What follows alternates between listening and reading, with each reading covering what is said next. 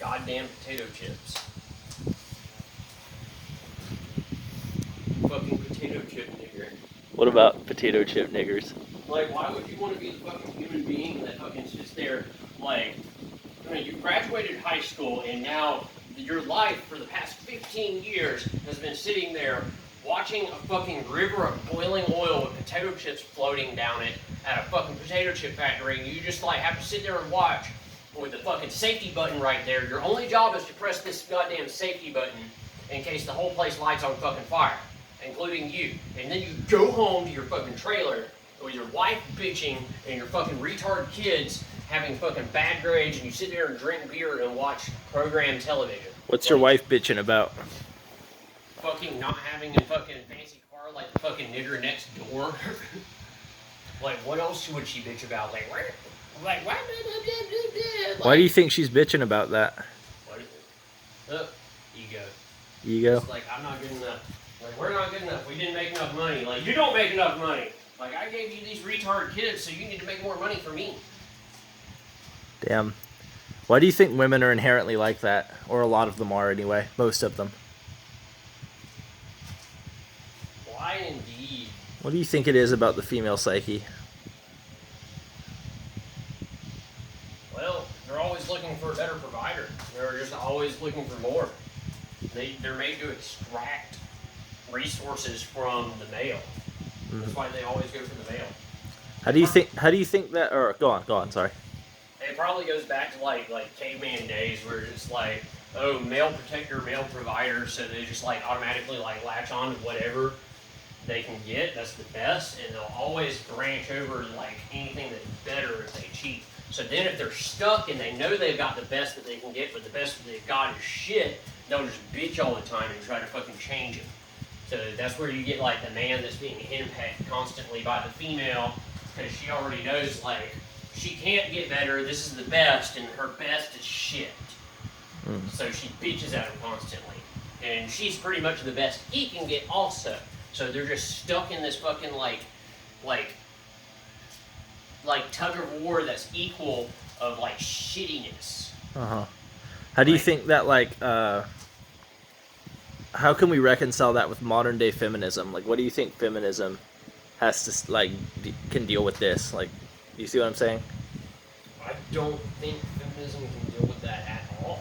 Like, I don't think feminism has anything to deal with that. Like, you're just talking about like in an industrial society, like you have people latching onto each other no matter what in like a domestic union.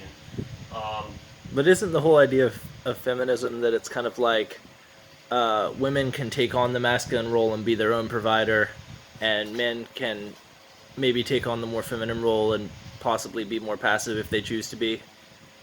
Men entirely could take on like a more passive feminine role, but like when a woman takes on like the masculine role, as you can see in like fucking education and university, like it's not designed for women, it never was, and women are sort of taking it on anyway, and they're using like the best years for their reproduction, and they're losing out in waiting until they're too old to have children, and then they have like mongrel inbred fucking looking like, you know, abominations because they waited till they were 35 to have children. And after that, they can't even have children without like expensive in vitro fertilization.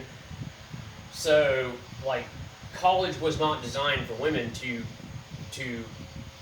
accommodate their biological need for reproduction, like assuming they need reproduction. But every female should probably have at least one child, and then population cuts in half if you have one child. If every woman has one child, the population will cut in half. If they have two children, the population stays stable. But we do not have a system where smart women can have children because they can't go to college and have children at the same time, because we do not take care of them socially. We do not give them any incentive. So you have retarded women sitting at home in a trailer park because they married some fucking high school jock that became the fucking potato factory nigger that drives a fucking shitty Camaro because she was like, he's got a shitty Camaro, and fucking stuck with him. So then they have retard children. So you have like the idiot white trash trailer niggers out reproducing the smart women, because smart women are falling for this concept that they should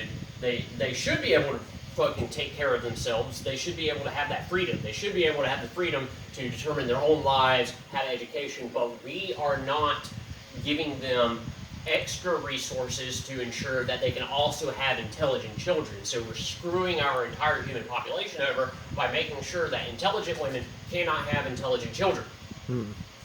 I see. Do you think the female... you said that you don't think that the female is really well suited for academics. Do you think that that's because of only the reproductive capacity, or do you think it's also because of mental capacity? No, it's because academics was designed for men. Academia has no accommodation for women. We're still running on a masculine designed education to career system. Okay. So that way there is no gap for women to have children, and it's looked down upon. The immediate thought that a woman has about having a child when she's young is that she'll be poor forever and she'll be stuck. We don't have... You got 10 seconds left in the film. any way for them to have children. We don't have an accommodation for that. Fair enough.